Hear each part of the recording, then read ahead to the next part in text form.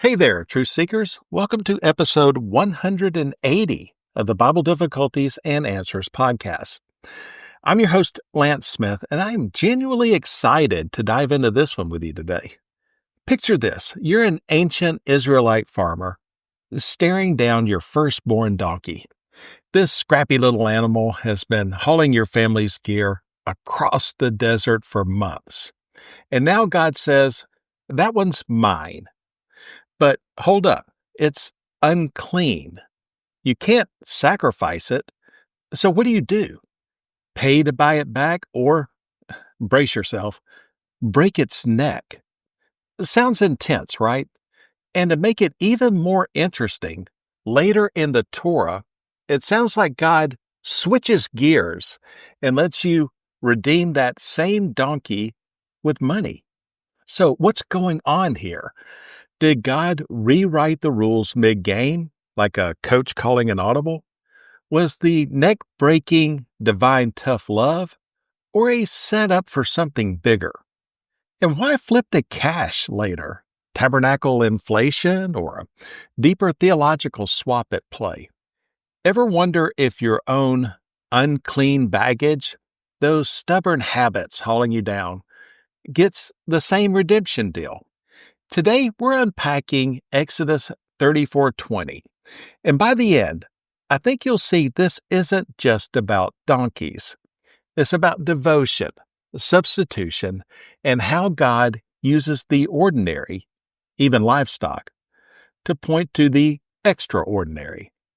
Exodus 34:20 in the New Living Translation says, "A firstborn donkey may be bought back from the Lord by presenting a lamb or young goat in its place. But if you do not buy it back, you must break its neck. However, you must buy back every firstborn son. No one may appear before me without an offering." Okay, this verse comes after the golden calf incident, Israel's spiritual low point.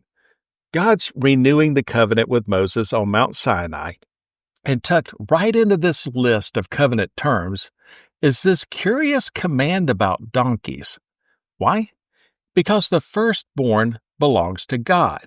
Always has, always will. The clean animals get sacrificed. The unclean get redeemed. It's a principle of ownership, not cruelty. Verse 19 sets the stage. All firstborn males of livestock are the Lord's. But for the unclean donkey, lamb swap or neck snap. No altar for the impure. That'd be like inviting a radical college professor to join you for high tea. Here's where the tension shows up. Jump over to Numbers 18:15-16. And suddenly, God says you can redeem unclean animals with 5 shekels of silver. Wait, are we talking lambs or coins? Which is it? Skeptics love to jump on this. Is it a contradiction? Did Moses get his rules mixed up?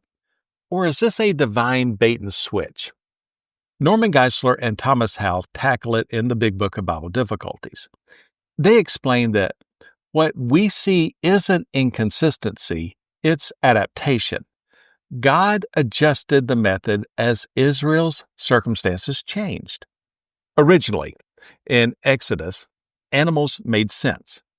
Later, as Israel built the tabernacle, money became more practical. Geisler and Howe put it plainly. God apparently instructed Moses to modify the earlier law in favor of revenues for the sanctuary. Money would be more usable than so many animals. The principle remains. All firstborn belong to God. The method evolves from livestock to silver, so the sanctuary can function. Think of it like moving from carrier pigeons to email. Same message, more efficient delivery. Or another way, God upgraded from barnyard bartering to divine Venmo. Because who wants a sanctuary smelling like a wet goat when you could find a fresh coat of holy paint instead? Here's another analogy. Imagine a family business passing through generations. Grandfather ran everything with ledgers and coins, hands-on. The son switches to checks. Grandson uses apps and online transfers. Different systems, same values, same integrity, same ownership. That's what God was doing with Israel. The form evolved. The faithfulness didn't. Rabbi Dr. David Frankel in thetorah.com ties this directly to the Exodus event. The death of Egypt's firstborn and the sparing of Israel's marked a permanent theological truth. Life belongs to God. Every firstborn, animal or human, is a living reminder of that redemption. Frankel explains that donkeys, unclean animals, must be redeemed with a lamb. Unredeemed ones are killed by neck breaking, a ritual disposal, not sacrifice. He writes this: the focus is on priestly redaction, expanding original clean animal sacrifices to include redemptions for unclean animals and humans, symbolizing divine sparing of Israelites. So, in other words, donkey redemption was never just a farm rule, it's a ritual reenactment of salvation history. No money is mentioned here. The lamb is the substitute tied to the Exodus story. Dr. Gnanidus Danum adds that the donkey was Israel's workhorse, too valuable to destroy, too unclean to sacrifice. Substitute a lamb, or, if you refuse, break its neck, a humane disposal. By numbers, monetary redemption became practical. Too many animals were being devoted, and the tabernacle needed financial support. It's stewardship, not contradiction. Clean animals, altar time. Unclean, lamb swap or neck breaking.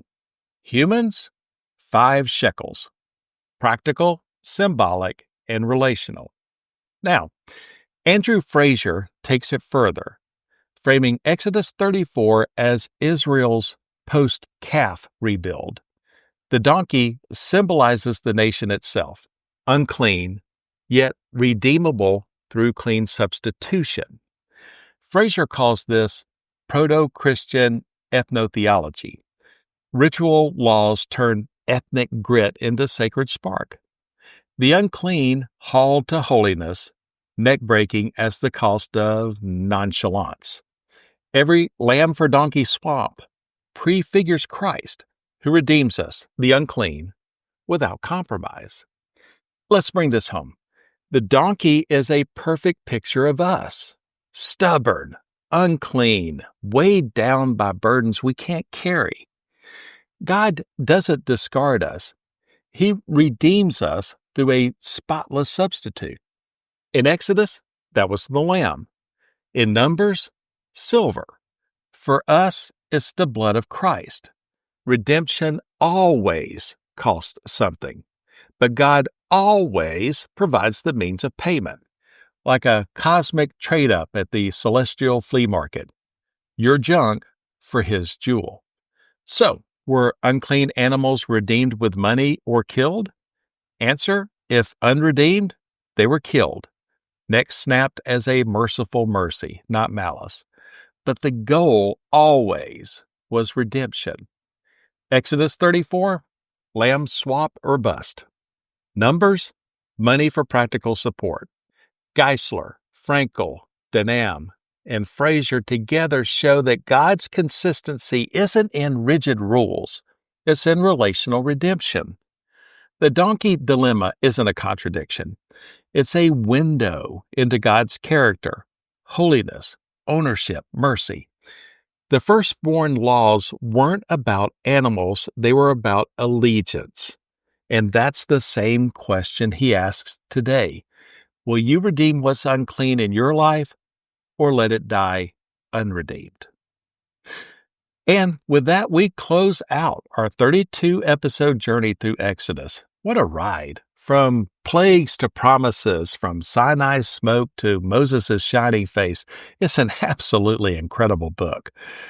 Next week, we'll open a new series, 11 episodes in Leviticus, starting with Leviticus 3:2. Was the blood poured or sprinkled? I promise you, it's going to be fascinating. I'm Lance Smith. Thank you for listening to the Bible Difficulties and Answers podcast. If this sparked your curiosity or warmed your heart, check BibleDifficultiesAndAnswers.podbean.com or shoot me an email at BibleDifficultiesAndAnswers@gmail.com. You can find us on Facebook, Apple Podcasts, Spotify, YouTube, Podbean, or wherever you get your podcast. Until next time, wishing you good luck, good health, and God bless. So long, everybody.